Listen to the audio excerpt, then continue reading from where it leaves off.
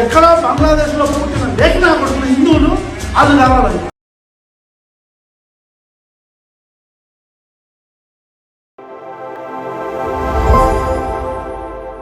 Hello friends, నేను రాజీవ్ గారు. ఈ ప్రశ్న అనే యూట్యూబ్ ఛానల్ వాడు తనకు తాను ఎక్కువగా ఊహించుకుంటున్నాడు. తనేదో గొప్ప శక్తి అనే విధంగా, ముఖ్యంగా పవన్ కళ్యాణ్ లాంటి వ్యక్తి నన్ను టార్గెట్ చేస్తున్నాడు అనే విధంగా ఈ మధ్యన కామెంట్ కూడా చేశారు, ఒక వీడియో కూడా చేశారు దాని మీద.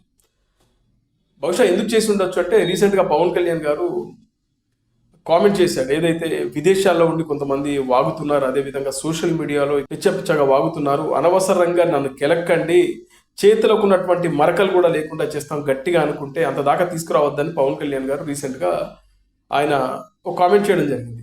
సామాజిక మాధ్యమాల్లో కానీ విదేశాల్లో కూర్చొని వాగే వాళ్ళతో సహా ఇక్కడ కూర్చొని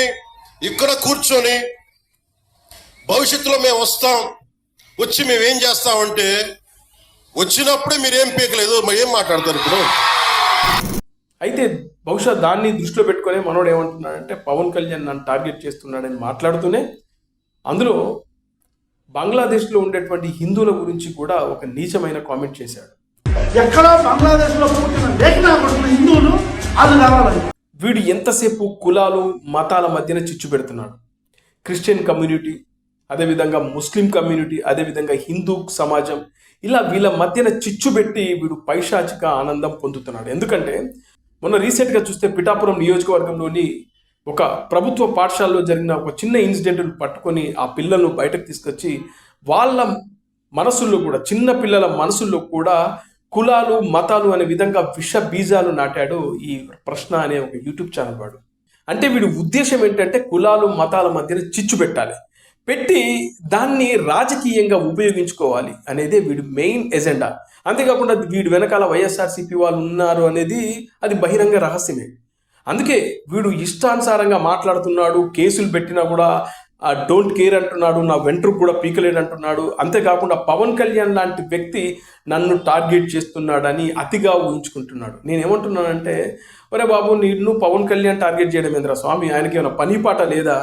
పవన్ కళ్యాణ్ గారు నీ గురించే ఆలోచించుకుంటూ ఏమైనా ఖాళీగా కూర్చున్నాడా? నిన్ను టార్గెట్ చేయాల్సిన అవసరం ఆయనకేముంది? నువ్వు ఆఫ్టర్ ఆల్ గాడివి. ఎందుకంటే ఒక జన సైనికుడు లేదంటే పవన్ కళ్యాణ్ అభిమాని నీకు చాలా చాలా ఎక్కువ, నీ స్థాయికి చాలా చాలా ఎక్కువ. నువ్వు అతిగా ఊహించుకోకు. ఎందుకంటే నీ వెనకాల ఉండి ఎవడు నడిపిస్తున్నాడు ఏంటనేది ఆయనకు తెలుసు, అందరికీ తెలుసు. నువ్వు పిచ్చవాగుడు వాగుతావు, ఎంతకాలం వాగుతావు?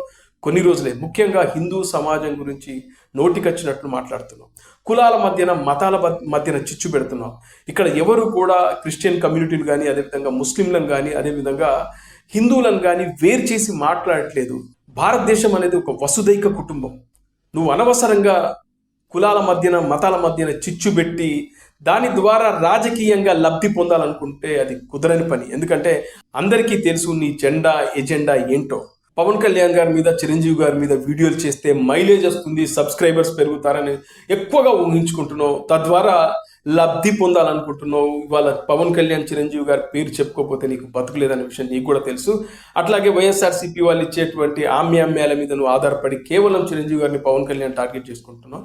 అదేవిధంగా హిందూ సమాజం మీద పడి ఏడుస్తున్నావు. ఖచ్చితంగా నీలాంటి వాడికి బుద్ధి చెప్పే రోజులు వస్తాయి. అనవసరంగా ఎక్కువగా ఊహించుకోకు. నీ స్థాయికి ఒక జన సైనికుడు, అదేవిధంగా పవన్ కళ్యాణ్ అభిమాని చాలా చాలా ఎక్కువ.